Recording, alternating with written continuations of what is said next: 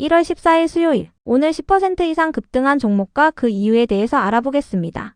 오늘 장은 오후 4시 키움증권 기준으로 코스피 지수는 0.65% 상승한 4,723.10포인트로 마감했습니다. 외국인은 매도, 기관은 매수로 임한 가운데 개인은 매도로 대응했네요. 오늘 코스피 거래 대금은 22조 원입니다. 한편 코스닥 지수는 0.72% 하락한 942.18포인트로 마감했습니다. 외국인과 기관은 매도로 임한 가운데 개인은 매수로 대응했네요. 오늘 코스닥 거래 대금은 8조 원입니다. 그럼 본격적으로 오늘의 급등 종목들을 살펴볼게요. 오늘 10% 이상 급등한 종목은 총 41종목으로 코스피에서는 9종목, 코스닥에서는 32종목이 나왔습니다. 이 중 상한가 종목은 하나갤러리아, 천일고속, 동양고속, DYP, 모베이스전자, 모베이스, 아진엑스텍, 서메이지, 한국정밀기계, 루멘스, MBR모션, MP, 우수AMS, 파워로직스, 비트맥스 15종목이고요. 오늘 하한가 종목은 없었습니다. 총 41개의 급등 종목 중 상위 30개 종목들을 테마별로 묶어보니 5개 테마로 나눠볼 수 있었어요. 그 외 나머지는 개별 이슈로 오른 종목들인데요. 먼저 1번 자동차 부품 로봇 테마입니다. 현대차그룹의 로봇 및 자율주행 사업 확대 기대감이 이어지면서 관련주들이 강세를 이어오고 있습니다. 최근 현대차그룹의 자율주행 계열사인 모셔널은 미국 라스베가스에서 무인 로봇택시 서비스를 상용화할 계획이라고 전해졌는데요. 글로벌 차량 공유 기업과의 협업을 통해 올해 초부터 시범 운영을 진행하여 서비스를 최종 검증할 계획이라고 전해졌습니다. 한편 유진투자증권은 어제 리포트를 통해 현대차에 대한 목표 주가를 60만 원으로 제시했는데요. 현대차의 오늘 정규장 종가는 41만 1,500원입니다. 이 같은 분위기 속 자동차 부품 기업들이 현대차의 로봇 밸류 체인에 합류할 수 있다는 기대감이 이어지고 있는데요. 이에 자동차 부품과 로봇 기업들이 강세를 보였습니다. 이 중에서도 모베이스전자는 월요일 장마감 후 언론을 통해 현대차그룹의 모빌리티 로봇 플랫폼인 모베드의 핵심 부품을 공급한다고 밝혔는데요. 모베드 플랫폼에 쓰이는 메인보드와 와이어링 개발을 완료했으며 1분기부터 양산에 들어간다고 전해졌어요. 공급은 2월부터 시작할 계획이라고 전해졌습니다. 이 같은 소식 속 모베이스전자와 모베이스전자의 최대 주주인 모베이스가 이틀 연속 상한가로 마감했습니다. 이어서 DYP는 어제 장마감 후 현대모비스의 전기차용 방열 모듈 공급업체로 선정됐다고 공시하면서 오늘 상한가로 마감했습니다. 공급기간은 2027년부터 2033년까지입니다. 이어서 파워로직스는 2차전지 배터리팩을 제조하는 기업인데요. 오늘 언론을 통해 현대차그룹의 핵심 배터리팩 공급사로서 입지를 확대하고 있다고 밝혔어요. 보스턴 다이내믹스의 로봇 멍멍이에는 LG 엔솔의 원통형 배터리가 탑재되는데 해당 배터리팩의 설계와 제조를 파워로직스가 담당했다고 알려졌습니다. 이에 파워로직스가 상한가에 들어갔으며 파워로직스의 최대 주주인 탑엔지니어링도 강세를 보였습니다. 다만 해당 기사는 현재 삭제된 상태이니 참고해주세요. 이어서 MBR모션은 스펙 합병 상장 첫날 상한가로 마감했습니다. MBR모션은 자동차와 기계, 풍력과 로봇 산업에 사용되는 베어링 부품과 테이퍼 롤러를 제조하는 기업인데요. 국내 완성차 기업을 고객사로 두고 있으며 해외 기업들에게도 부품을 수출 중이라고 알려졌어요. 앞으로 테슬라향 매출액을 확대하는 것이 목표라고 전해졌으며 관련 기사 내용에 테슬라 로봇택시가 언급되었으니 참고해주세요. 이어서 아진엑스텍은 1대1 무상증자 공시가 올라오며 상한가로 마감했습니다. 신주 배정 기준일은 1월 29일이며 신주 상장 예정일은 2월 13일입니다. 이어서 뉴로메카는 삼성자산운용이 뉴로메카의 지분을 신규 취득했다는 전자공시가 올라오며 어제 상한가로 마감했던 종목인데요. 오늘 정규장에서는 상한가에 들어가지 못했지만 대체거래소에서 상한가를 닫아주며 이틀 연속 상한가로 마감했으니 참고해주세요. 한편 휴맥스는 전기차 충전기 관련주로 묶이는 종목인데요. 최근 계열사인 휴맥스 모빌리티가 국내 기업들과 자율주행 로봇택시 사업을 위한 업무 협약을 체결했다는 기사가 있었으니 참고해주세요. 자율주행 기업인 퓨처링크, 그리고 모빌리티 플랫폼 기업인 코나투스와 3자 업무 협약을 체결했다고 전해졌습니다. 상한가를 닫아준 순서는 모베이스전자, 모베이스, DYP, 파워로직스, MBR모션, 아진엑스텍, 우수AMS 순입니다. 다음은 이번 하나그룹주 테마입니다. 오늘 하나의 인적 분할 공시가 있었습니다.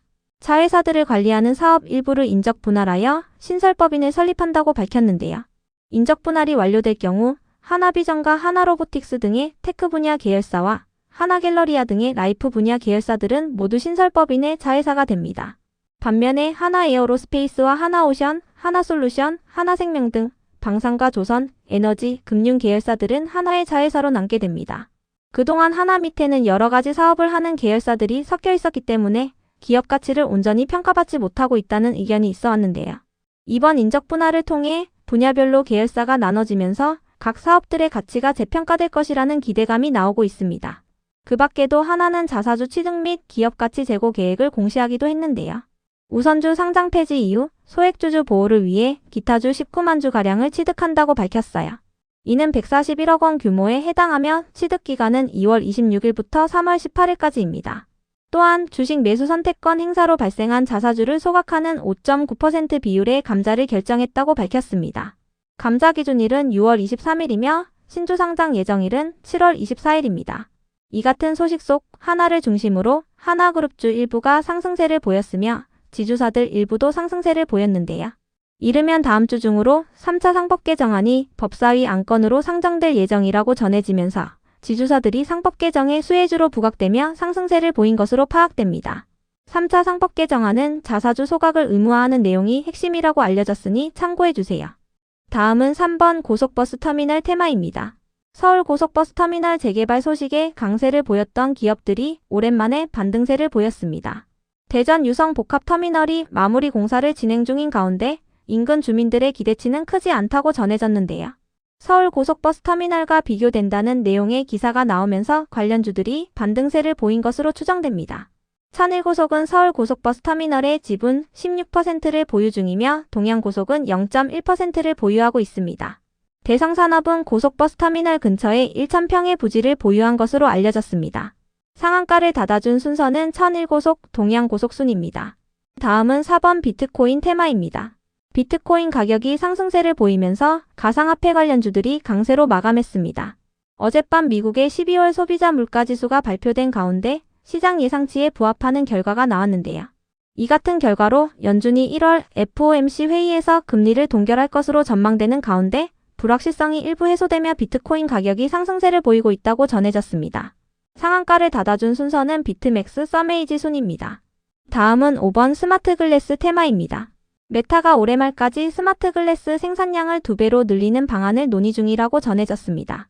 또한 삼성전자가 스마트 글래스 2종을 개발 중이라는 소식도 동반되면서 관련주들이 상승세를 보인 것으로 추정되는데요.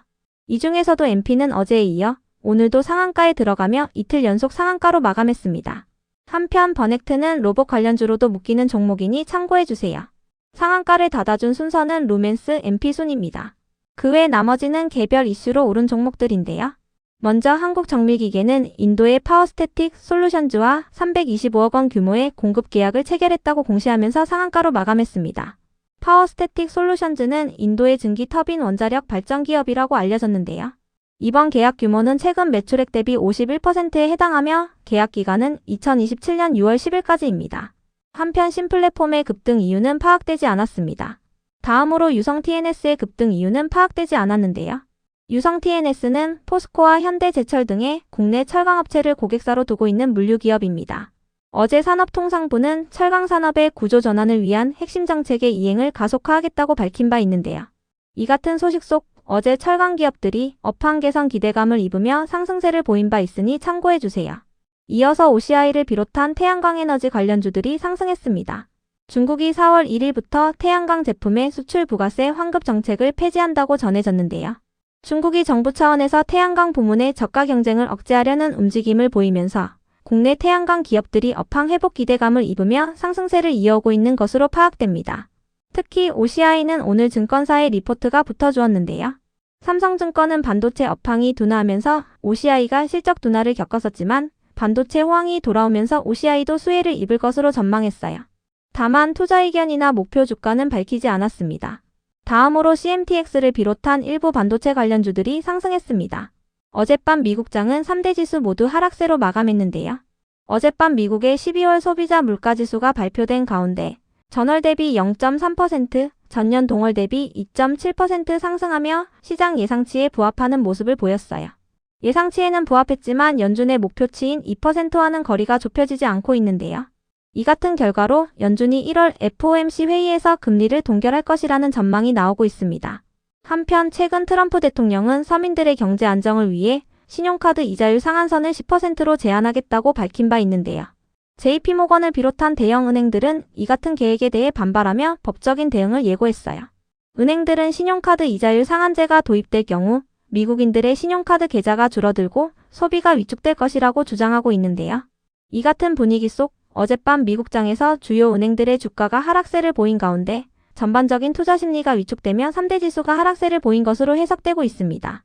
한편 트럼프 정부의 관세 정책에 대한 미국 연방 대법원의 판결이 이르면 현지 시간으로 14일에 발표될 것으로 예상되고 있는데요.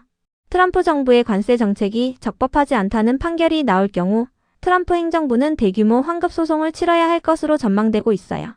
이 같은 일정을 앞두고 삼성전자와 하이닉스는 기관의 매수세가 들어오며 상승한 가운데 반도체 기업들 일부가 상승세를 보였습니다.